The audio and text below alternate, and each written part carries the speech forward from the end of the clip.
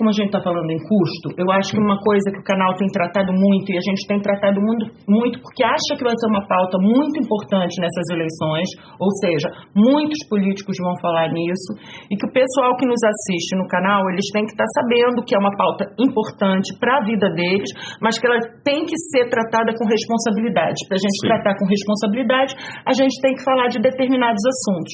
Um deles, lógico, quando a gente fala de um programa tipo Tarifa Zero, é o subsídio, de onde vêm esses recursos, mas principalmente que sistema nós devemos subsidiar. Nós temos falado muito sobre isso, e um sistema para ser subsidiado, qualquer tipo de subsídio, um subsídio é majoritariamente um investimento com recursos públicos, ele precisa ser eficiente. Porque senão a gente vai estar subsidiando a ineficiência, ou seja, jogando o dinheiro do contribuinte no ralo. Para isso, nós já conversamos aqui no canal algumas vezes sobre um primeiro aspecto que é muito importante, que é aumentar a produtividade por veículo, e isso basicamente se dá dando prioridade para o transporte por ônibus, transporte coletivo nas vias. Mas um outro aspecto muito importante também é reduzir as externalidades. E o que são externalidades? Externalidade, às vezes, é uma palavra meio estranha, né? Externalidade é tudo aquilo que não tem a ver com a operação do ônibus, com a operação daquele serviço. É tudo aquilo que é externo à operação. E, nesse sentido, o vandalismo, a depredação, os incêndios na frota, elas têm um impacto muito grande. Muito grande. Você acha que... Qual o tamanho desse obstáculo para a gente ter um programa de tarifa zero? É possível a gente subsidiar esses 43 milhões de prejuízo? Então, você fez uma conta aqui interessante. Para o Rio de Janeiro aqui, a Prefeitura hoje já paga aqui um subsídio considerável, que é necessário, fique claro, ela não paga subsídio para a empresa de ônibus. Ela cobre, porque o usuário é que paga pelo serviço de ônibus. Até hoje, a tarifa está em R$ 4,30. E essa diferença que é paga, que hoje varia de 30% a 35% do custo para operar o sistema, é aportada pelo município. Então, vamos supor que o município hoje pague R$ 600 milhões. Com o vandalismo, ele já tem que pagar R$ 643 milhões. É um impacto aí de 7,5% no custo do subsídio. Então, um número básico assim que já mostra que o subsídio tem um impacto grande. Então, a população paga indiretamente por tudo isso. O transporte público também é obrigação do Estado, está na Constituição lá no artigo 6º, mas vinha sendo pago praticamente em 100% dos casos pela população, com a tarifa. E agora, com a pandemia, com toda essa mudança do cenário, que começou a crescer a questão do pagamento de subsídio. Algumas cidades como São Paulo já tinham um subsídio anterior, e começou essa questão da tarifa zero. A tarifa zero, acho que ela vai pautar as eleições municipais desse ano. Acho que é um dos principais assuntos. Então, o que é importante para a população saber? O ônibus ele pode ser de graça para o usuário no momento dele embarcar e pegar o ônibus e se deslocar. Mas tem o custo, você tem que pagar o preço do ônibus, você tem que pagar o combustível, você tem que pagar os funcionários, você tem que pagar todas as taxas e impostos que estão envolvidas, material de reposição, pneu, combustível, peças normais, o vandalismo tem um impacto nisso também. Então, tudo isso é custo. Se hoje você tem um ônibus que dá 4, 5 viagens aqui no Rio de Janeiro com essa situação que a gente vive, esse ônibus, de repente, poderia dar 10 viagens.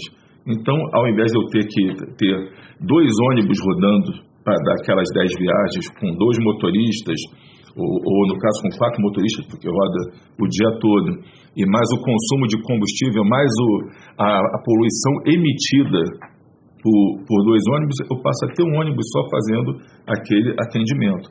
Mas para isso você tem que fazer o quê? Tem que efetivamente pensar que mobilidade urbana que a gente quer para a cidade, e nós já falamos anteriormente do impacto que a falta de uma mobilidade urbana de qualidade tem na vida do cidadão carioca, né, na economia do nosso estado. Tudo isso a gente falou. Então, o que a gente tem que ver?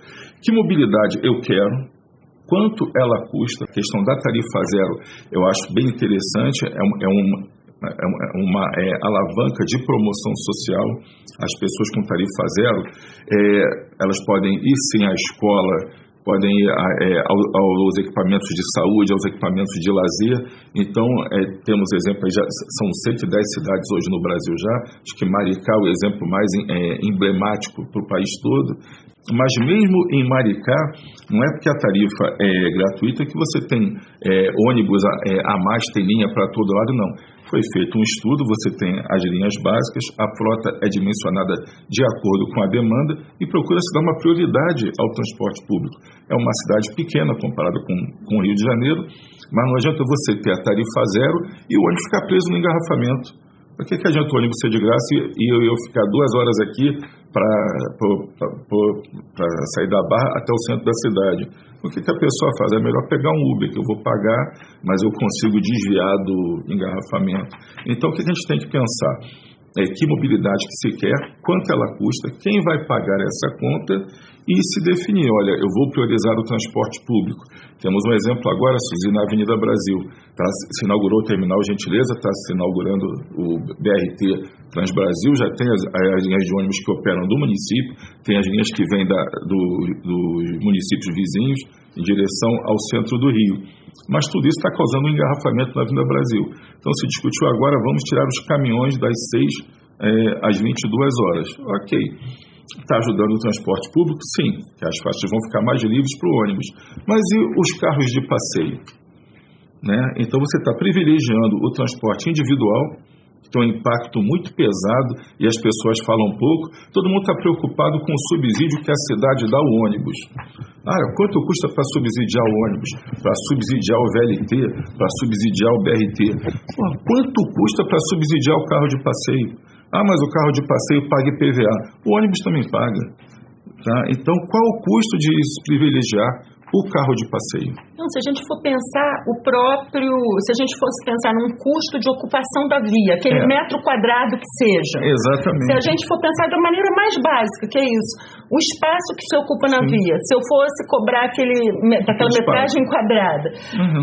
Os carros ocupam muito mais.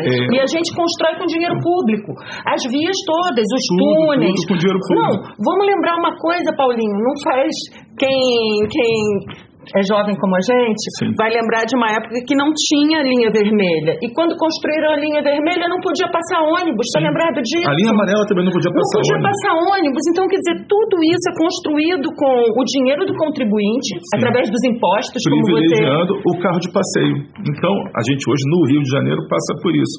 Eu outro dia estava numa discussão com o pessoal vizinho aqui do Rio Ônibus, que tem o Rio 2, Cidade Jardim, tem a Rua Aroazari, então são grandes condomínios de prédios. E o pessoal estava reclamando que o carro de passeio, porque eu saio com o meu carro isso, o meu carro aquilo. E tem um sistema de BRT do lado, funcionando bem, com ônibus novos hoje, com pistas reformadas, estações reformadas, e o pessoal, eu não consigo andar com o meu carro. Então está na hora do pessoal realmente pensar, olha, o transporte público ele pode ir mais rápido, mas isso é uma decisão política e tem que haver uma conscientização da população.